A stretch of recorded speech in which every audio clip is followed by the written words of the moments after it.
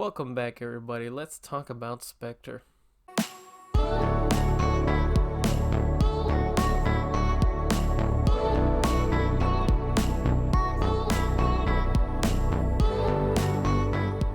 This is the 24th Bond film in the legendary 007 franchise.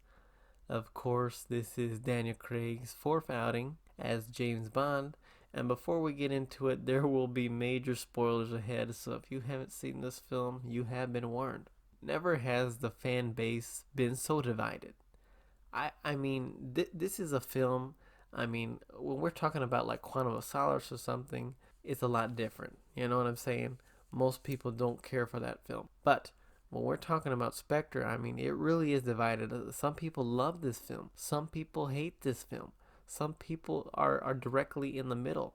However, I think it's just an absolute disgrace how people can say that this is the worst film in the entire franchise. Come on now. That's why I'm going to try my best to pull out some points and try to explain them a little better, hopefully, so that maybe people who don't love this film as much can maybe understand a little more, because this is all about defending Spectre. Now, from the very beginning, this is, of course, the first Craig film that has the gun barrel in the beginning.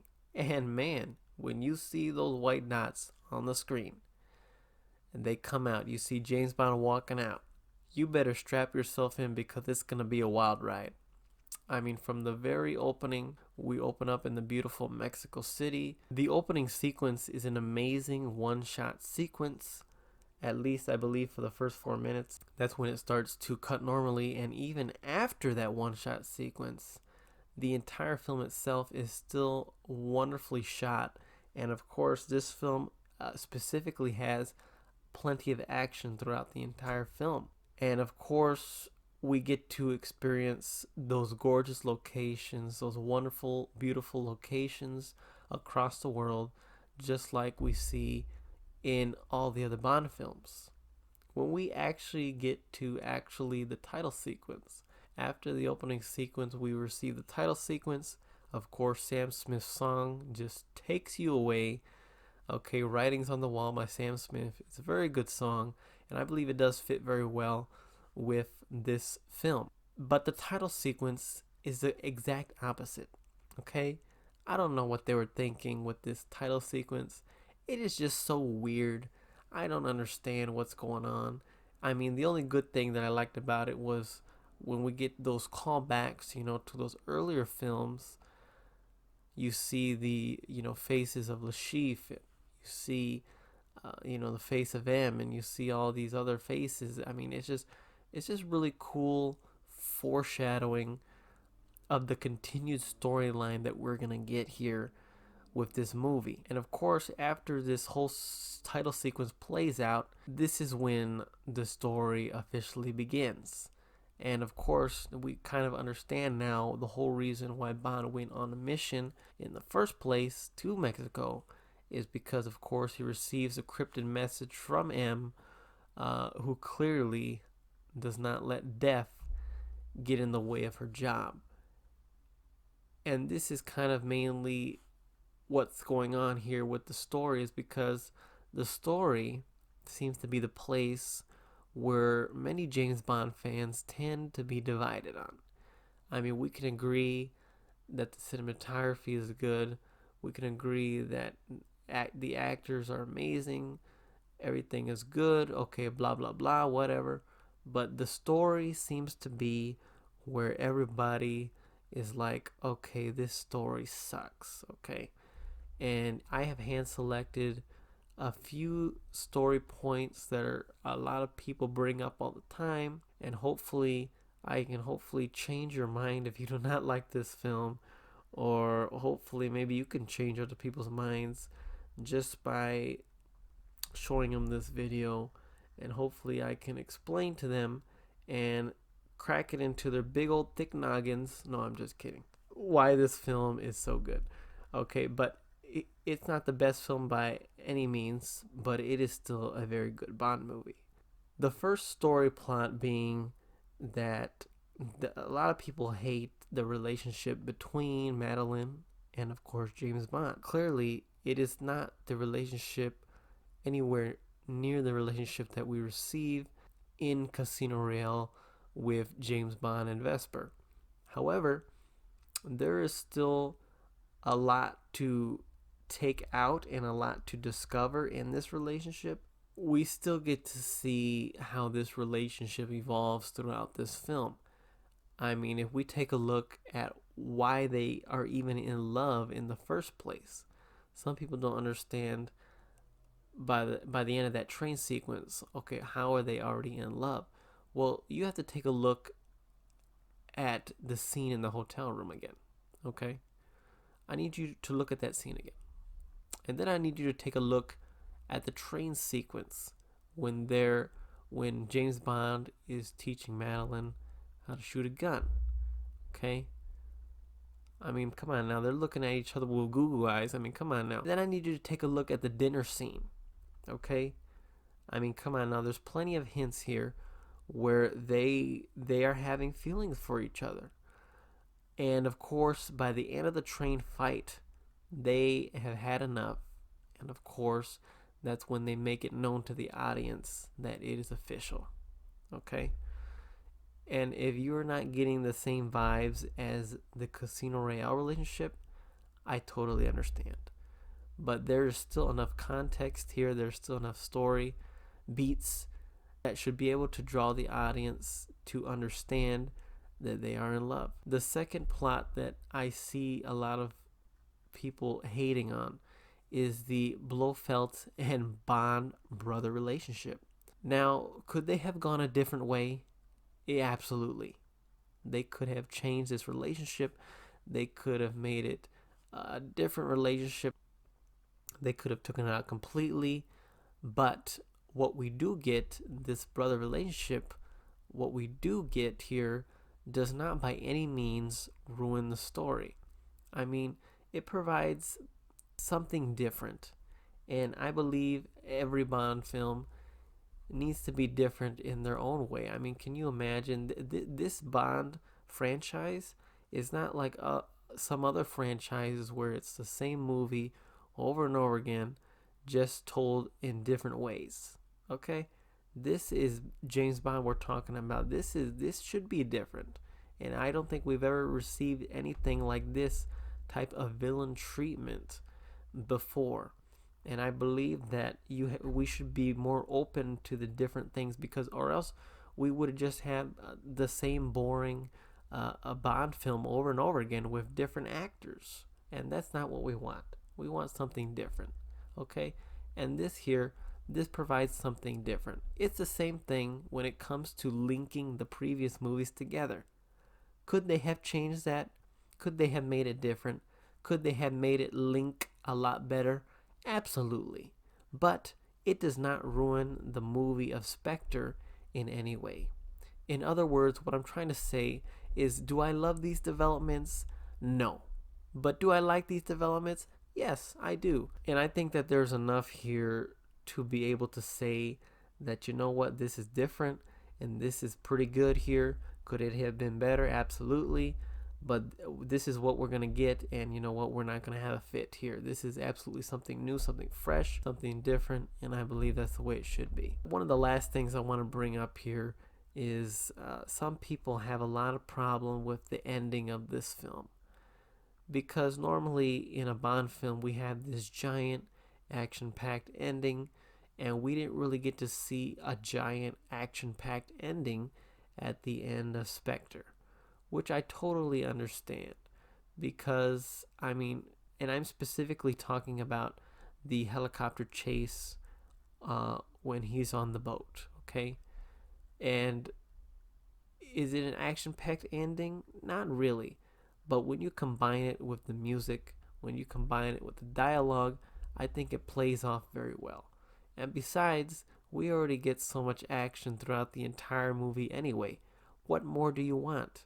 We've already received so much action in this movie. This is a very action-packed movie.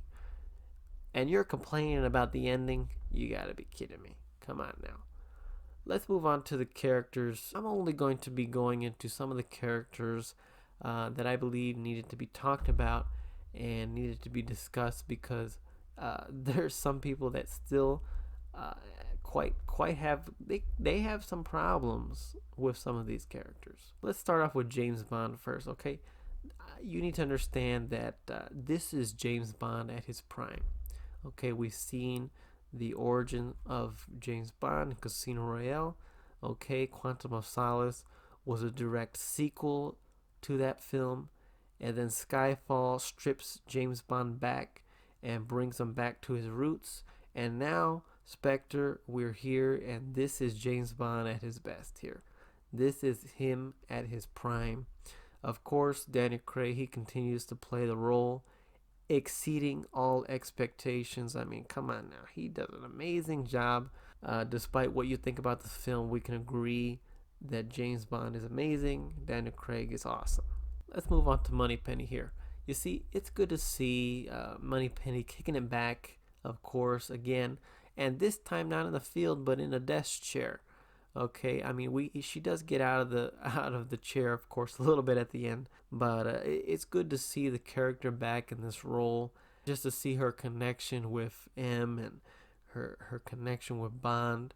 It's just very nice to see how she's playing a role here, helping James Bond throughout this entire movie. Let's move on to M here. You see, it's great to see what they did with Ralph Fiennes. I believe that's how you say his name. I do enjoy his M, and this is the first time we get to see the entire movie of him being M. Although we do miss Judi Dench's M, this is definitely good enough. This is definitely a fine version of the new M we're getting, and I can't wait how to see what they do with the character, even in the next film as well. Now let's move on to the love interest of James Bond, of course, Madeline. There's a lot of problems. A lot of people just don't like this character, how she is this love interest for James Bond. And I absolutely can agree in some areas, but they could have done more with her in the end. But what we do get is enough setup. We get enough backstory to see what she is, who she is becoming, and how she is in love with James Bond. I'm pretty sure they're going to definitely extend that in the next film, but we're just going to have to wait and see. But there's definitely enough story here for us to understand who she is, where she comes from, and of course how she is in love with Bond. In the end, you have to understand that the story is all there. Q, it's great to see him back in a second film. Of course, we get to see his own scene in his workshop, which I believe is one of the best scenes in the movie. It's great. It plays off very well. It definitely reminds me of some of the older movies with Desmond Llewellyn's Q, and how he would always show Bond around his workshop and stuff. It's just great to see him in this role, back at it again in Spectre. Let's move on to the side villain, I guess you could say, of C, played by, of course, the wonderful Andrew Scott. He was a great touch, and I believe that the character definitely added on to the sinister Spectre organization. And it was good to understand that Blofeld had all his grounds covered. I mean, of course, C was the mole inside, MI6. I mean, he was really trying to uncover even more about what was going on in there. And of course, he seems like a villain since we first meet him in the beginning of the movie. Something is up, something's wrong. And especially as we progress towards the other scenes of the movie, you totally understand, like, okay, this guy actually is a villain. This guy is definitely part of the Spectre organization. And I definitely believe that this was their intention. Okay, it shouldn't really be no surprise that C was playing a double agent the entire time, because normally we don't see a lot of moles infiltrating highly protected organizations like MI6. Moving on, we finally get some closure to the character of Mr. White. And I believe Spectre did that very well. We see where Mr. White is, that he was a part of the Spectre organization and his role in that organization, and just the main part that we get closure after Quantum of Solace. Of course, he escapes after that movie. We don't know where he goes. We don't know where he is. And finally, we get that closure from Quantum of Solace. I think that Spectre definitely did justice to this character. Finally, I believe we need to talk a little bit about Blofeld, okay?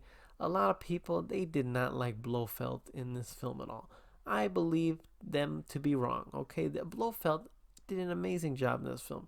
And of course, it was played by the great Christoph Waltz. And it was just amazing. You have to understand, you should be grateful because it is amazing to see a character that we have not seen in this franchise since Diamonds Are Forever in 1971. I mean, we did get a glimpse of him in For Your Eyes Only, but technically we didn't see Blofeld since Diamonds Are Forever. And that was over 40 years ago.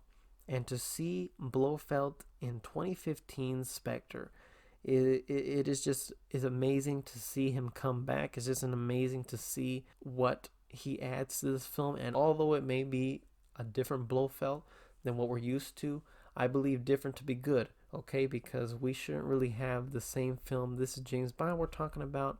This film needs to be different, okay? I believe every film should be different. Listen, I'm not praising this film to be a masterpiece because Spectre is far from a masterpiece in my opinion, but it is still a very good Bond film. Now, there are a few problems that I have with this film, like the score. Listen, I love Thomas Newman's score.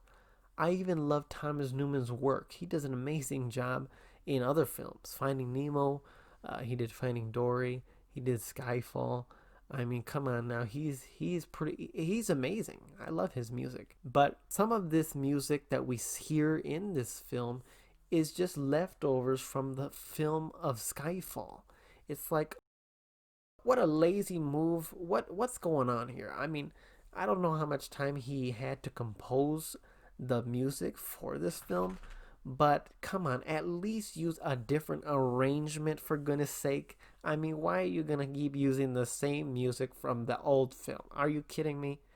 However, the new music that we do get from in this film is amazing and it is top notch. But I believe it's just such a lazy move just to continue to replay the same music. It's like, oh my gosh, how lazy. And of course, I have a big problem with the title sequence. It was just so weird. I don't understand what they were trying to accomplish there. The music was good, of course. Sam Smith does an amazing job. But what the heck were they doing in the title sequence? I have no idea.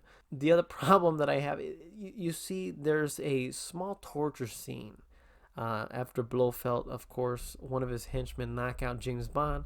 James Bond wakes up in a chair. And then, of course, Blofeld is then torturing him with needles, and it's like, what the heck is going on there? I don't even understand why they just need to cut that out of there. I don't know what they were thinking, or at least cut that scene in half. If they're not gonna cut the scene out, okay, that's fine. At least cut the scene in half because we don't need to see all that. That's so weird. And I hope that you're not wearing headphones when you're watching that scene, or else your ears are gonna be shot and they're gonna be bleeding by the end of that scene. And why in the world would they add a jump scare in a James Bond movie? I mean, we see James Bond, he goes to Mr. White's house, and all of a sudden there's bats that fly out of nowhere. Oh, heck no. The first time I watched that film, my gosh, I just jumped like 5 feet across the theater. I was like, what the heck? No, I'm just kidding. I didn't get to see this film in the theaters. But man, I was really scared. That thing scared the heck out of me. The bats flying out anywhere. I get scared real easy. Anyway, they should not have added that in there. I mean, if we're comparing this to a View to a Kill cat jump scare, that was played more for laughs. This one was played more to scare the heck out of you. It was ridiculous, okay? Anyway, those are the problems that I have with this film. Listen, Spectre, the movie is not a masterpiece, but it's still a very good James Bond movie. And of course, it brought back the epicness of the sinister organization known as Spectre, which we hadn't seen in a James Bond film in a very, very long time. That is why I'm going to give Spectre a B+.